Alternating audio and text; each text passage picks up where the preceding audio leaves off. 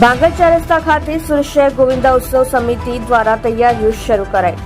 ભાગળ ચાર રસ્તા ખાતે યોજાનાર મટકી ફોડ કાર્યક્રમને લઈ મટકીઓ બાંધવા શરૂ. સુરત શહેર ગોવિંદા ઉત્સવ સમિતિના પ્રમુખ ગણેશભાઈ પી સાવંત પોતે મટકી બાંધવા ચડ્યા. આજે સાંજે 4 કલાકે ભાગળ ચાર રસ્તા ખાતે મટકી ફોડનો ભવ્ય કાર્યક્રમ થશે.